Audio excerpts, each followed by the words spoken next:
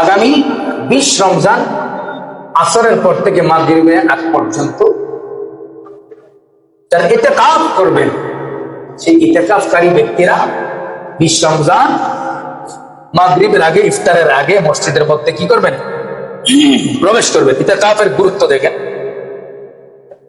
ইতিকাফ শব্দের অর্থ হলো অবস্থান করা, অবস্থান করা, অভিমুখী হওয়া, নিবেদিত থাকা।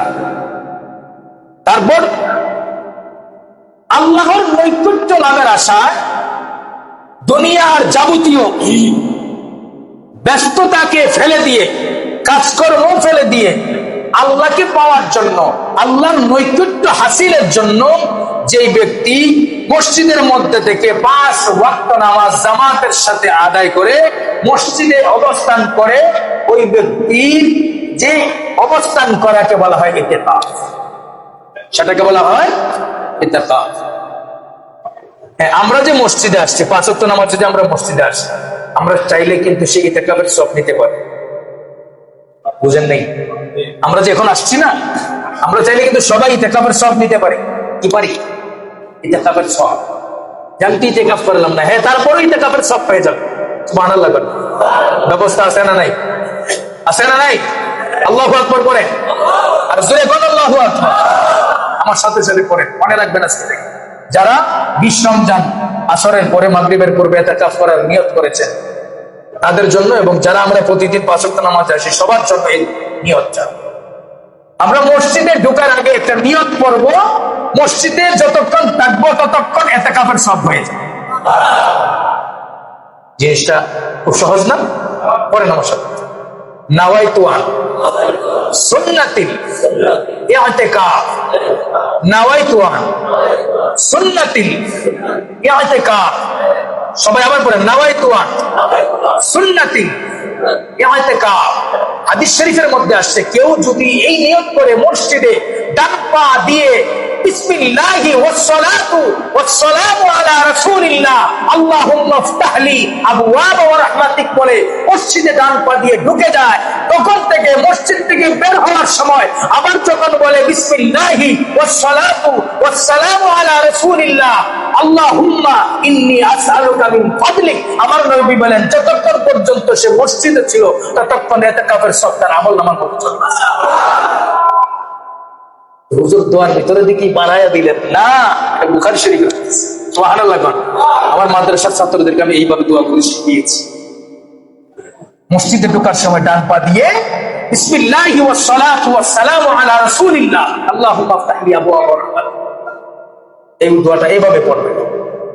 আবার মসজিদ থেকে যখন বের হতে যাবেন বাম পা দিবেন আগে, বাম পাটা দিয়ে তখন পড়বেন বিসমিল্লাহি ওয়াস সালাতু ওয়াস সালামু আলা রাসূলিল্লাহ আল্লাহুম্মা ইন্নী আসআলুকা মিন ফাদলিক। বুখারী শরীফের মধ্যে আমার নবীজি বলেছেন, মসজিদে যখন ঢুকবা ডান পা দিয়ে আমি নবীকে আগে সালাম দিয়ে তারপর মসজিদে পারি। গা সুবহানাল্লাহ। আরে সালাম দিয়ে মসজিদে ঢুকতে হবে নবীকে। আবার মসজিদ থেকে যখন বাম পা দিয়া বের হবা আবার নবীকে সালাম দিয়া বের হবে। সুবহানাল্লাহ। নবীর সালাতু সালাম গুলো বাটপাররা উঠাই দিছে দোয়া। কথা বলেন, বাটপাররা কি করছে? উঠায়া দিছে। নবীর সালাম দিলে এগুলো কলচার ভিতরে লাগে।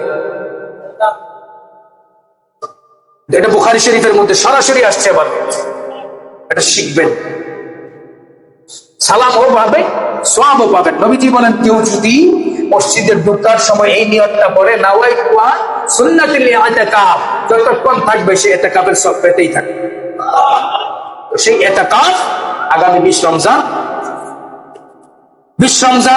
আসরের নামাজের পরে এবং মাগরিবের পূর্বে যারা ইতিকাফের নিয়ত করেছেন ইনশাআল্লাহ ঢুকে যাবেন। এবার আছেন, ইতিকাফের জন্য শর্ত হলো নিয়ত করা। নিয়ত ব্যতীত সারা জীবন মসজিদে অবস্থান করলেও ইতিকাফ হবে না। নিয়ত ছাড়া কেউ মসজিদে সারা জীবন থাকলেও কি হবে না? ইতিকাফ হবে না। তো আমি তো আরবিতে পারি না, এটা তো একদম সহজ নিয়ত বললাম। মনে মনে বলবেন, আমি ইতিকাফের নিয়ত করে মসজিদে গেছি। সুবহানাল্লাহ। আর 3 দিন পর্যন্ত থাকার লাগে না, কাটি গুটা লইয়া 3 দিন পর্যন্ত থাকার লাগে না, কিন্তু এটা ওই ইবাদতের লাগে ঢুকছে যতক্ষণ আছেন ততক্ষণ।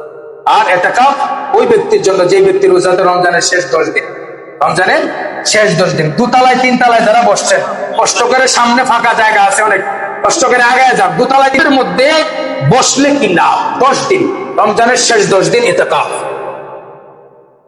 আমার নবীজি বলেন, আম্মা জান আয়েশা সিদ্দিকা রাদিয়াল্লাহু তাআলা ফরমান, কানা ইতিকাফুল আশর আখিরি ফি রমাদান হাত্তা কবদাতুল্লাহ। আমার নবীজি মদিনা শরীফে আসার পর থেকে যতদিন দুনিয়ায় হায়াতের জিন্দেগিতে ছিলেন, প্রত্যেক রমজানের শেষ 10 দিন ইতিকাফ করেছেন। সুবহানাল্লাহ। ইতিকাফের দ্বারা সুতরাং আমার নবীজির অনুসরণ হয়। 2 নাম্বার, ইতিকাফকারী আল্লাহর মেহমান হয়ে যায়। ইতিকাফকারী কার মেহমান? আল্লাহর মেহমান হয়ে যায়। হযরত ইবনে আব্বাস বলেন, রাসূলুল্লাহ সাল্লাল্লাহু আলাইহি সাল্লাম ফরমান, একজন ব্যক্তি যদি ইতিকাফের জন্য মসজিদের ভিতরে প্রবেশ করে, ওই ব্যক্তি 10 দিন ইতিকাফ করার পরে আল্লাহকে, আল্লাহর রাসূলকে রাজি খুশি করার জন্য যে ব্যক্তি মসজিদে 10 দিন 5 ওয়াক্ত নামাজ জামাতের সাথে আদায় করে, ইতিকাফের সমস্ত নিয়ম কানুন মেনে ইতিকাফ করে, ওই ব্যক্তি যখন মসজিদ থেকে বের হয়, একটা সন্তান মায়ের পেট থেকে যেভাবে নিষ্পাপ হয়ে দুনিয়ায় আসে, একটা ইতিকাফকারী মানুষ ওই 10 দিন ইতিকাফ করার পরে মসজিদ থেকে যখন ইতিকাফের নিয়ম কানুন মেনে যখন মসজিদ থেকে বের হয়ে যায়, একটা নিষ্পাপ সন্তানের মতো, বাচ্চার মতো সে মসজিদ থেকে পাক মুক্ত হয়ে নিষ্পাপ হয়ে যাবে।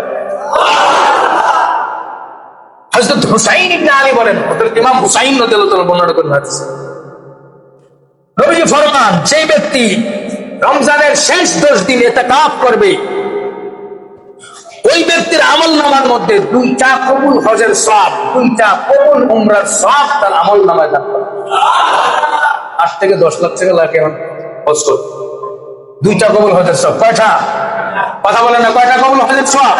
2টা কবুল হজের সওয়াব এবং 2টা উমরা কবুলের সওয়াব ওই ব্যক্তির আমলনামার মধ্যে দেওয়া হবে।